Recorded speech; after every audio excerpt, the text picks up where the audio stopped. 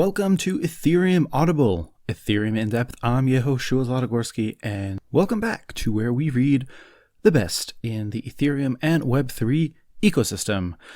It's 2022. This is the year of the merge, and so I wanted us to dive into what Ethereum 2.0 really is, what it includes, sharding, rollups, Beacon Chain, proof of stake, all of those different things, and kind of dive at that from all of the different angles so that we understand what's at stake throughout the rest of the year, and the big promise, some of the risk factors, and what the hell Ethereum 2.0 even is, because there's been a lot of different terms, numbers, and nicknames for the Ethereum upgrades over the year, whether it's been Casper or Gasper or Serenity 1.5, 1.0, 0.2, whatever it is. We're going to be diving into Ethereum 2.0, and I wanted to start this read with a great breakdown that I found. It's a little bit outdated. It's from May 23rd, 2020, but actually it's still one of the best primers on the Beacon Chain that I've found out there. It's by ethos.dev, and simply it's called the Beacon Chain Ethereum 2.0 Explainer You Need to Read First. But first, I want to thank the sponsors of the show who made this episode possible. This episode is brought to you by Alpe Audio. Want to learn on the go but need more depth than a podcast? Alpe is the app for you. It's an audio education app that brings great in-depth courses that are as fun as podcasts but as educational as a degree. Each lesson comes with summaries, additional resources, flashcards, and more. You can even find Ethereum Audible on Alpe with all of those additional resources. If you want to check it out, head over to get.alpeaudio.com, and that's A-L-P-E, Alpe, A-L-P-E. Let's go. The Beacon Chain, Ethereum 2.0, explainer you need to read first. Remember the joy you felt when you started getting aha moments about blockchains. Are you eager for a similar understanding of the Beacon Chain? Ethereum's Beacon Chain is the heart of a system where most content is too technical, niche, or not deep enough. Here, you'll gain a gratifying understanding of the Beacon Chain's elements and mechanics. Examples will explain key details at the right level to make you proficient and save time.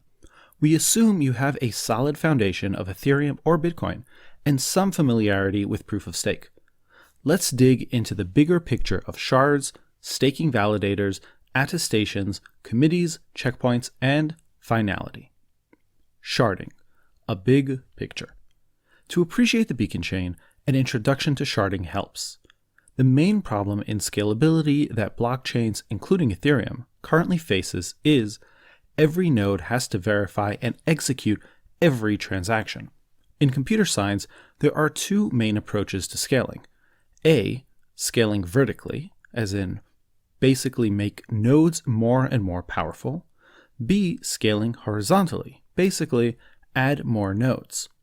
For decentralization, blockchains need to scale horizontally. A goal of Ethereum 2.0, also called ETH2 or Serenity, is for nodes to run on consumer hardware. Sharding is the term for horizontally partitioning a database. Generally, a shard chain has a subset of nodes processing it. Virtual miners, validators, are assigned to shards and only process and validate transactions in that shard, as in that chain. Ethereum's shards have a dynamic subset of nodes processing it block by block. The main challenge with sharding a blockchain is the security of shards. Since validators are spread out across shards, malicious validators could take over a single shard. A key part to a solution is random shuffling of validators, where every shard block has a pseudo-randomly chosen committee of validators. This ensures that it is mathematically improbable that an attacker controlling less than a third of all validators can attack a single shard.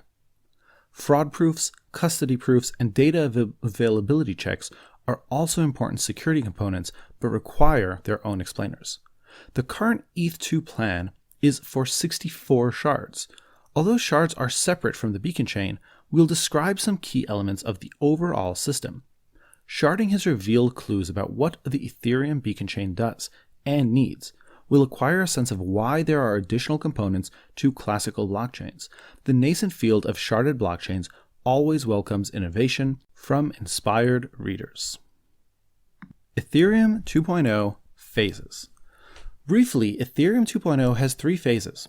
Phase 0 is the Beacon Chain, Phase 1 is shards, and Phase 2 is execution. An analogy with the human body would be that Phase 0 is the heart, Phase 1 is the limbs, and Phase 2 is the brain. An analogy with an orchestra that's tough to beat is Phase 0 as the conductor, Phase 1 as the instruments, and Phase 2 as the musician. All phases are integral to the system and have different characteristics. Phase 0 is part of Ethereum 2020. Phase 1 is generally more inanimate and static than the other phases. Phase 2 is generally about action and agency. Slots and epochs. The Beacon Chain provides the heartbeat to Ethereum 2.0. It provides the tempo and rhythm for the system's harmony and consensus. Each slot is 12 seconds, and an epoch is 32 slots, or 6.4 minutes. A slot is a chance for a block to be added to the Beacon Chain and shards. You can imagine that the Beacon Chain and shard chains are choreographed in lockstep.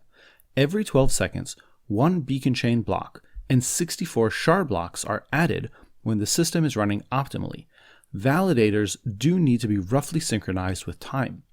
A slot is like the block time, but slots can be empty. Genesis blocks for the Beacon Chain and shards are at slot 0. Shards will start at a future epoch than the Beacon Chain's epoch 0, but will have their own epoch 0 that includes their Genesis blocks. An introduction to validators, attestations, and the Beacon Chain. While proof of work is associated with miners, in Ethereum 2.0, validators are proof-of-stake virtual miners. Validators are actively participating in the consensus of the Ethereum 2.0 protocol. Their incentives are discussed later when we'll get into staking rewards and penalties. A block proposer is a validator that has been pseudo-randomly selected to build a block. Most of the time, validators are attesters that vote on beacon blocks and shard blocks. These votes are recorded in the Beacon Chain. The votes determine the head of the Beacon Chain and the heads of the shards. At every epoch, a validator is pseudo-randomly assigned to a slot and shard. The validator is participating in the consensus of that assigned shard so that it can vote for that shard's head. The validator links the shard head to the beacon block for a slot. An attestation is a validator's vote, weighed by the validator's balance. Attestations are broadcasted by validators in addition to blocks. Validators also police each other and are rewarded for reporting other validators that make conflicting votes or propose multiple blocks. The contents of the Beacon Chain is primarily a registry of validator addresses, the state of each validator, attestations, and links to shards. Validators are activated by the Beacon Chain and can transition to states, briefly described later in Beacon Chain validator activation and the lifecycle. Staking validators, semantics. Validators are virtual and are activated by stakers. In proof of work, users buy hardware to become miners. In Ethereum 2.0, users stake ETH to activate and control validators. It is clearer to associate stakers with a stake and validators with a balance. Each validator has a maximum balance of 32 ETH, but stakers can stake all their ETH. For every 32 ETH staked, one validator is activated. Validators are executed by validator clients that make use of a Beacon Chain node. A beacon node has the functionality of following and reading the Beacon Chain. A validator client can implement beacon node functionality or make calls into beacon nodes. One validator client can execute one or more validators. Crosslinks, routing shards to the Beacon Chain. A crosslink is a reference in a beacon block to a shard block. A crosslink is how the Beacon Chain follows the head of a shard chain. As there are 64 shards, each beacon block can contain up to 64 crosslinks. A beacon block might only have one crosslink if at that slot there was no proposed blocks for 63 of the shards. Crosslinks are planned for the ETH2 Phase 1 to route the shard chains into the Beacon Chain, serving as the base of the shard fork choice, shard chain finality, and for cross-shard communication. All shard chains are following the Beacon Chain at all times. Committees. Introduction. A committee is a group of validators. For security, each slot in the Beacon Chain and each shard has committees of at least 128 validators. An attacker has less than a 1 in a trillion probability of controlling 2/3 of a committee. The concept of a randomness beacon that emits random numbers for the public lends its name to the Ethereum Beacon Chain. The Beacon Chain enforces consensus on a pseudo-random process called RANDAO. Proposers are selected by RANDAO with a weighting on the validator's balance. It's possible a validator is a proposer and committee member for the same slot, but it's not the norm. The probability of this happening is 1 out of 32, so we'll see it about once per epoch. The sketch depicts a scenario with less than 8,192 validators. Otherwise, there would be at least 2 committees per slot. This Beacon Chain explainer focuses on beacon committees, the validators that serve the Beacon Chain. A beacon committee is pseudo-randomly assigned a shard to cross-link into a beacon block. There are no persistent committees. The committee responsible for cross-linking a shard block changes block by block. Shard committees that solely build shard chain blocks are a future topic. It's possible for many shard blocks to be built by shard chain validators that do not interact with the Beacon Chain. However, for a shard to communicate with other shards, it needs a beacon committee to cross-link it to a beacon block. Here there's a diagram showing 3 different scenarios that we'll break down. In scenario 1, in slot 1, a block is proposed and then attested by 2 validators. One validator in committee A was offline. The attestations and block at slot 1 propagate the network and reach many validators. In scenario 2, a block is proposed and a validator in committee B does not see it. Thus, it attests that the Beacon Chain head is the block at slot 1. Note this validator is different from the offline validator from slot 1. Attesting to the Beacon Chain head is called an LMD ghost vote. In slot 3, all validators in committee C run the LMD ghost fork choice rule and independently attest to the same head.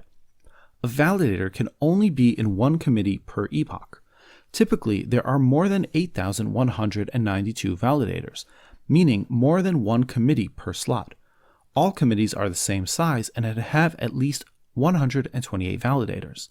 The security probabilities decrease when there are less than 4,096 validators because committees would have less than 128 validators. Committees, the crux. At every epoch, validators are evenly divided across slots and then subdivided into committees of appropriate size. All of the validators from that slot attest to the Beacon Chain head. Each of the committees in that slot attempts to crosslink a particular shard. A shuffling algorithm scales up or down the number of committees per slot to get at least 128 validators per committee. As an example, assume 16,384 validators. 512 validators are pseudo-randomly assigned to slot 1, and another 512 to slot 2, and so on. The 512 validators for slot 1 are subdivided into 4 committees and pseudo-randomly assigned to shards. Assume that shards 33, 55, 22, and 11 are the shards assigned. All 512 validators cast a slot 1 LMD ghost vote. 120 validators in one of the 4 committees attempt to crosslink shard 33. In another committee, 128 validators attempt to crosslink shard 55. 128 validators in another committee attempt to crosslink shard 22. Another 128 validators attempt to crosslink shard 11. For slot 2, the process repeats. The 512 validators for slot 2 are subdivided into 4 committees and pseudo-randomly assigned to shards. Assume that shards 41, 20, 17, and 15 are the shard assignments, and all 512 validators for slot 2 attest their views of the Beacon Chain head at slot 2. The committees attempt to crosslink those shards 41, 20, 17, and 15. The process repeats for the remaining slots in the epoch. Each validator has a slot when it can speak up, attest, and crosslink. At the end of the epoch, all 16,384 validators have had a chance to attest and crosslink, but so far the validator votes have been slot-specific rather than epoch-specific. It's like voting for your local government rather than voting in a broader national election. All 16,384 validators have not voted on the same thing. The upcoming sections on checkpoints and finality describe the epoch-specific votes that validators cast when it's their slot to speak up. At their assigned slot, all validators also vote for the epoch's checkpoint. Beacon Chain checkpoints. A checkpoint is a block in the first slot of an epoch. If there is no such block, then the checkpoint is the preceding most recent block. There's always one checkpoint per epoch. A block can be the checkpoint for multiple epochs. Epoch boundary blocks are a term in some of the literature, such as the Gasper paper, and they can be considered synonymous and with checkpoints. When casting an LMD ghost vote, a validator also votes for the checkpoint in its current epoch, called the target. This vote is called a Casper FFG vote, and also includes a prior checkpoint, called the source. A vote that is made by 2/3 of the total balance of all active validators is deemed a supermajority. Pedagogically, suppose there are 3 active validators. 2 have a balance of 8 ETH, and a sole validator with a balance of 32 ETH. The supermajority vote must contain the vote of the sole validator, although the other 2 validators may vote differently to the sole validator, and they do not have enough balance to form the supermajority. Finality. When an epoch ends, if its checkpoint has garnered a 2/3 supermajority, the checkpoint gets justified. If a checkpoint B is justified and the checkpoint in the immediate next epoch becomes justified, then B becomes finalized. Typically, a checkpoint is finalized in 2 epochs, or 12.8 minutes. On average, a user transaction would be in a block in the middle of an epoch. It's half an epoch until the next checkpoint, suggesting transaction finality of 2.5 epochs, around 16 minutes. Optimally, more than 2/3 of attestations will have been included by the 22nd slot of an epoch. Thus, transaction finality is an average of 14 minutes. Block confirmations emerge from a block's attestations, to its justification, to its finality. Use cases can decide whether they need finality or an earlier safety threshold is sufficient. To simplify the following narratives, assume that validators all have the same balance. What happened at the Beacon Chain head? And here there's a chart, a diagram that I want to go over because I think it'll make this past section make sense. So we said that a slot, an epoch, has 32 slots. And so the first, imagine you have the Genesis block, that's at slot 0. The first epoch ends at slot 32. Then you have another 32 slots for the next epoch. So that'll be at slot 64. And the next one will be at slot 96. Now, at slot 32, when we finish the first epoch, the Beacon Chain will look for 2/3 of attestations. And it'll do that every 32 slots. Basically, at the end of every epoch, it'll look to justify the ending slot of the previous epoch. So at 64, it'll look to justify 32. At 96, it'll look to justify 64. It also looks 2 epochs back. And if we've justified both of those, so if at slot 96, we are justifying 64, and 64 has justified 32, that means that checkpoint at slot 32 becomes finalized.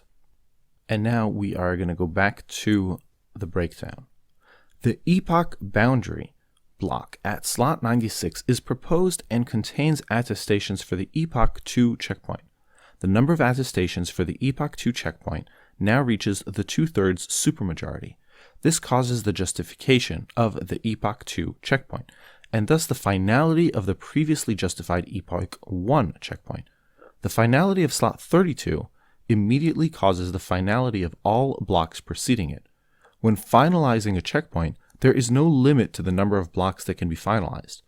Although finality is only computed at epoch boundaries, attestations are accumulated at each block, as described in alternate narratives. What could have happened from the genesis to the head, which we'll get into below. All the crosslinks contained in the beacon block, from slot 1 to slot 32, would lead to the finality of the shard chains. In other words, a shard block is finalized when it is cross-linked into a beacon block that is finalized. A crosslink by itself is insufficient to finalize a shard block, but contributes to the shard chain's fork choice. What could have happened from genesis to the head? With the same illustration, with the same diagram of slots from 0 to 96, here's a storyline that could have been observed from genesis. All the proposers from slot 1 until slot 63 propose a block, and these appear on-chain. With each block in epoch 1, its checkpoint, which is the block at slot 32, accumulates attestations from 55% of the validators. The block at slot 64 is proposed, and it includes attestations from the epoch 1 checkpoint. Now, 70% of validators have attested to the epoch 1 checkpoint. This causes its justification. The epoch 2 checkpoint, at slot 64, accumulates attestations throughout epoch 2, but does not reach the 2/3 majority. The block at slot 96 is proposed, and it includes attestations for the epoch 2 checkpoint. This leads to reaching the 2/3 supermajority and the justification of the epoch 2 checkpoint. Justifying the epoch 2 checkpoint finalizes the epoch 1 checkpoint and all prior blocks. Here's another possible scenario. Consider only until epoch 1. The checkpoint at epoch 1 could have obtained a 2/3 supermajority before the checkpoint at epoch 2 is proposed. For example, as the blocks in slot 32 to slot 54 are proposed, the attestations to justify the checkpoint at slot 32 could have already reached the 2/3 supermajority. In this case, the checkpoint would have been justified before epoch 2. A checkpoint can be justified in its current epoch, but its finalization requires at least the epoch after it. The justification of a block can sometimes finalize a block 2 or more epochs ago. The Gasper paper discusses these cases. They are expected only in exceptional times of high latency, network partitions, or strong attacks. Finality is essential for shards and parties to Ethereum's blockchain to have guarantees about transactions. Finality reduces complexity with cross-shard communications. Without finality, cascading rollbacks of transactions within and across shards would be disruptive and could nullify sharding benefits. Attestations, a closer look. An attestation contains both an LMD ghost vote and an FFG vote.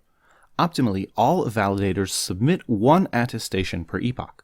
An attestation has 32 slot chances for inclusion on-chain.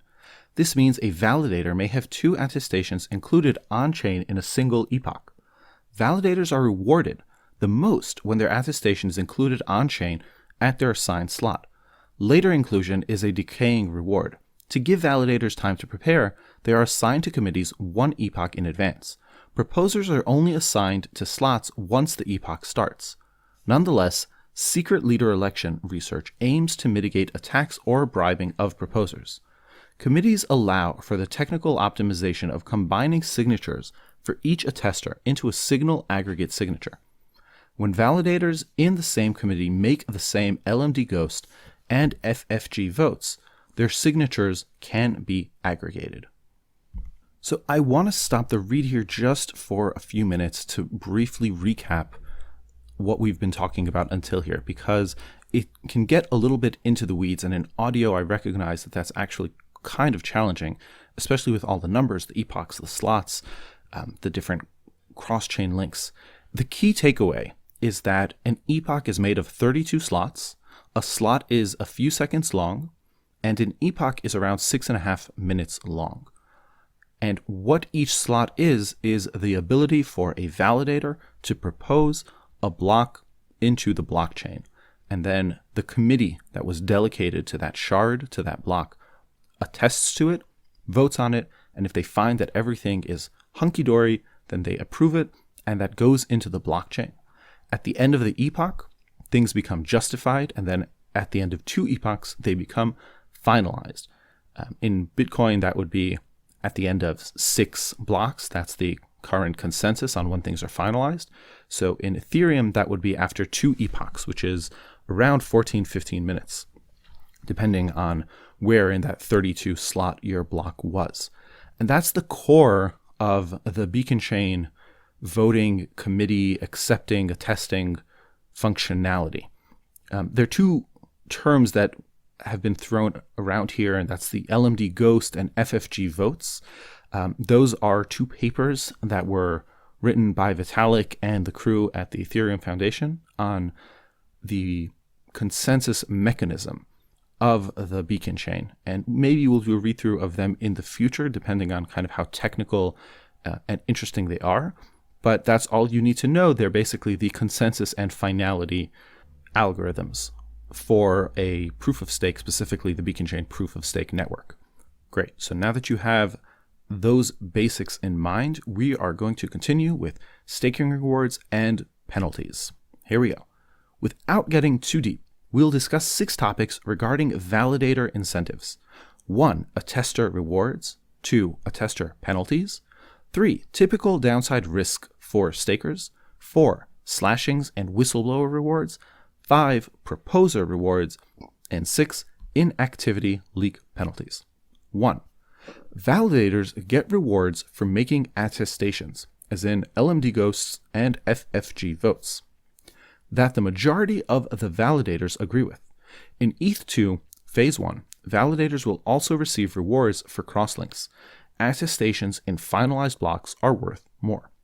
2. On the flip side, validators get penalties for not attesting, or if they attest to blocks that are not finalized. 3. Before outlining less common penalties and rewards, you may want to know your downside risk in becoming a staker. As a staker concerned about how much ETH you may lose, it's close to a mirror of how much you can earn.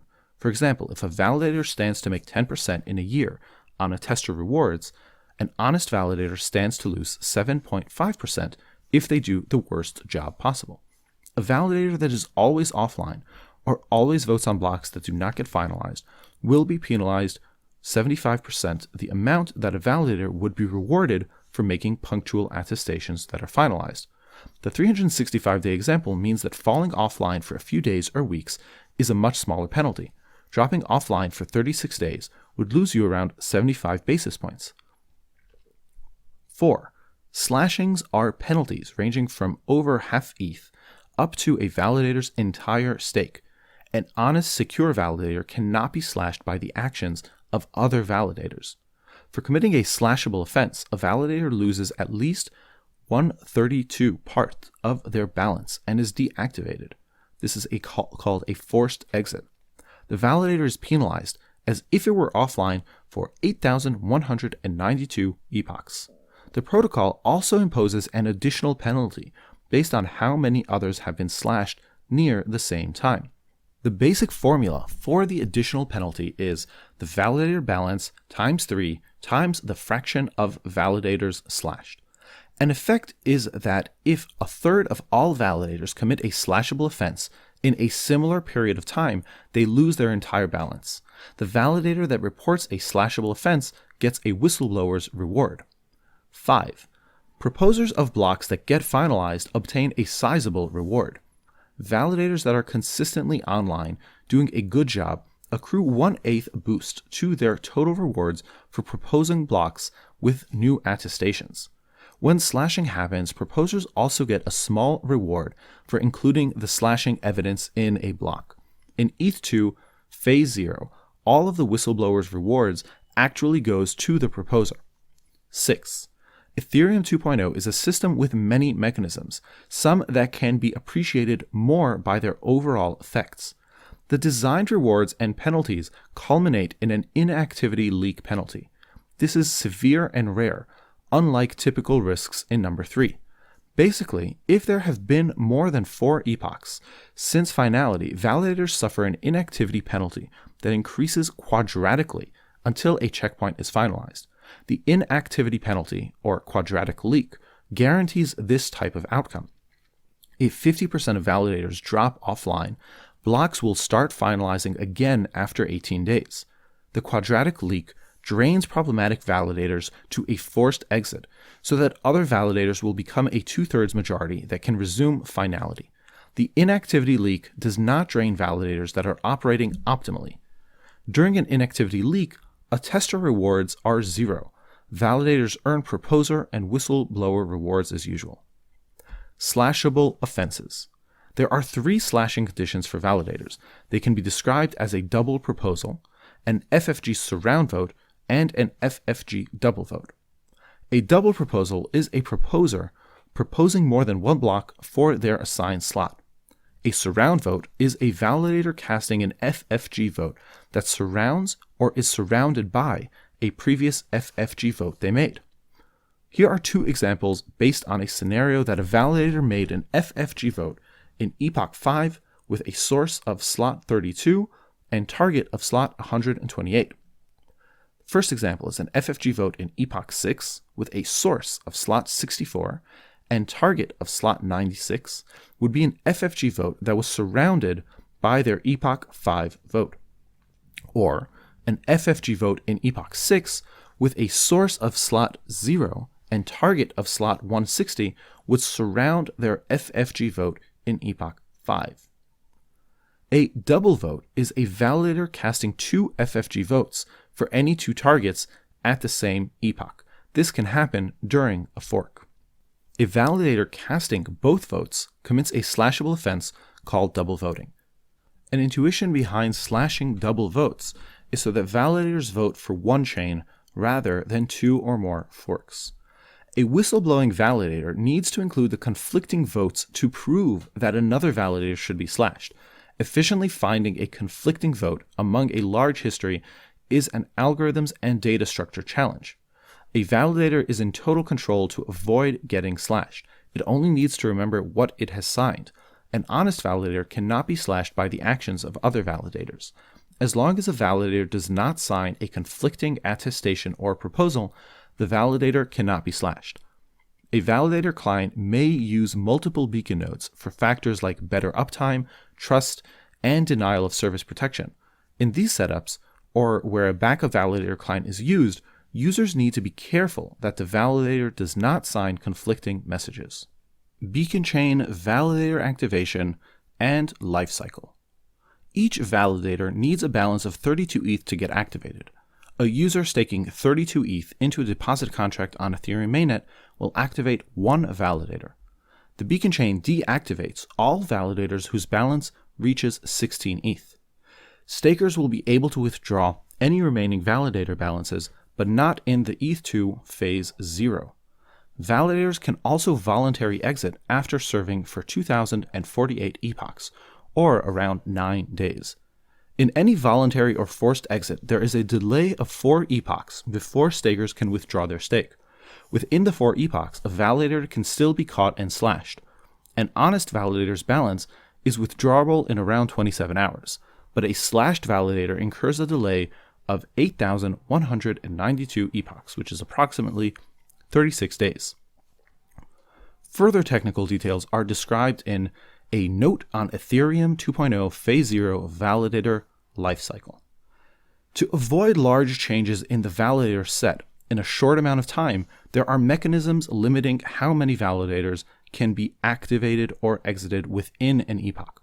For example, these make it more difficult to activate many validators quickly to attack the system. The beacon chain uses a deeper concept of effective balances, which change less often than validator balances and enable technical optimizations. Wrapping up. At every epoch, validators are evenly divided across slots and then subdivided into committees of appropriate size. Validators can only be in one slot and in one committee.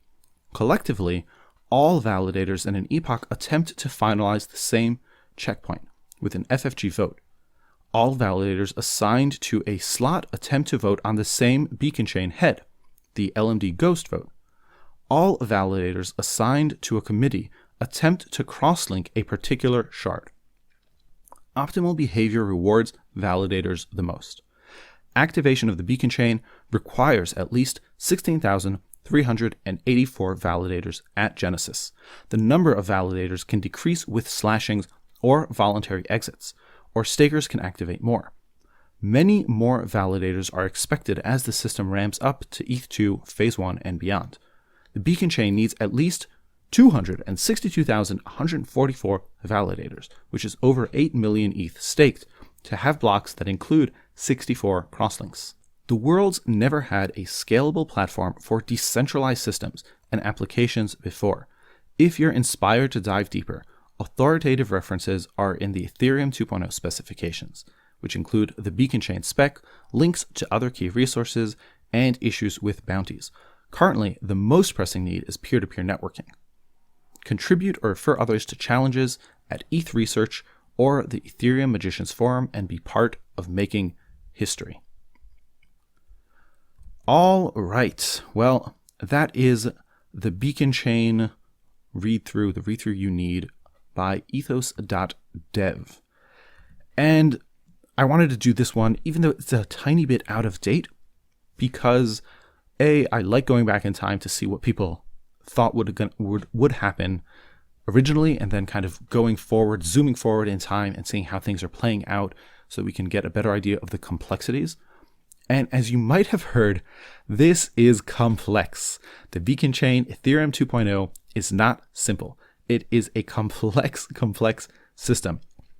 And the truth is, where we are today, a lot of people never thought we'd reach, because we are actually much closer to the merge than a lot of other, I'd call them Bitcoin maxis, or just people in the ecosystem give the team credit for. I think the merge is coming. It's coming in, I'd say, the first half, early second half of this year, within the next 6 months. And what that merge is basically the merging of the proof of work chain, which is what Ethereum currently is, with the Beacon Chain, the proof of stake chain. Just a word kind of on the roadmap, because the roadmap is a little bit different from what this paper and article represents. Today, the roadmap, and we'll get into this much more in the next few read-throughs.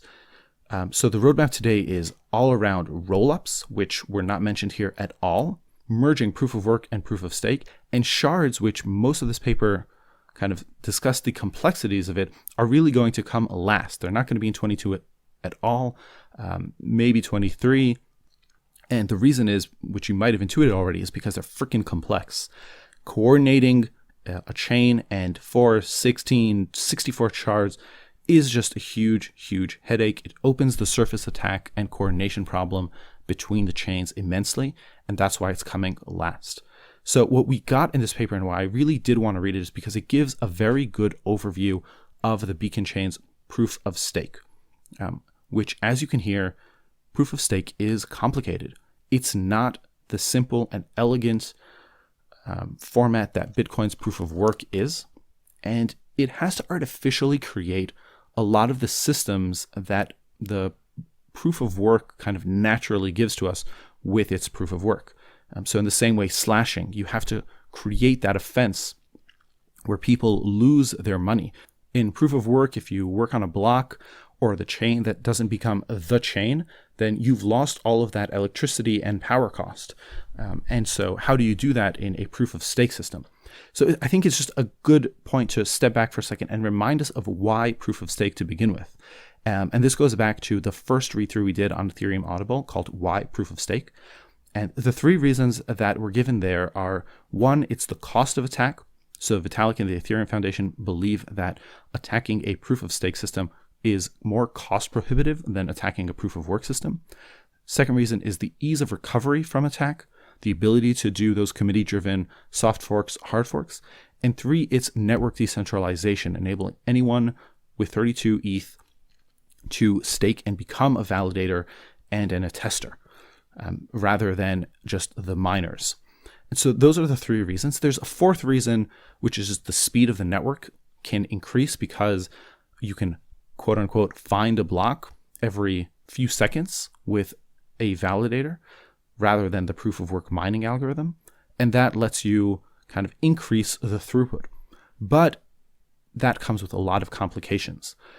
Scheduling the epochs, right? Letting validators know in advance, 6 minutes in advance, when they will be kind of submitting their block for approval. The whole system of coordinating consensus and finality when there is no material cost to proposing an additional chain, right? Like that's the main problem in proof of stake.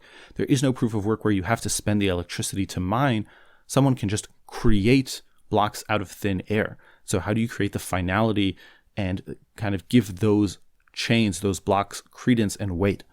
So all of that is part of the complicated system that proof of stake is. Now, a lot of the times people who are in the Bitcoin world forget that there are actually a lot of proof of stake chains that are up and have been running for several years with not that many issues. It actually does work. It's a very, very different mindset than proof of work. And it's a mindset that's driven on, I'll call it politics and kind of human consensus, the ability to recover from an attack around hard forking a community of people, of stakers that coordinated. And so it's a much more, I'll call it a human-centric approach rather than a code-centric approach. But those are just two core fundamental differences between communities that run on proof of work and proof of stake.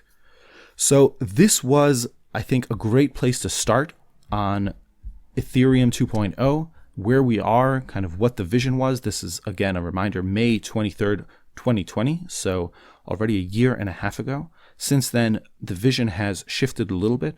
Shards are coming last. Rollups and layer 2s are already here, and that's been a major, major focus. And the merge between the proof of work and proof of stake is going to be happening within the next 6 months. In the next few reads, we're going to be diving into kind of the current roadmap, which is a roll-up-centric roadmap, and getting to the end game of where we're going with Ethereum 2.0 over the next 4 or 5 years.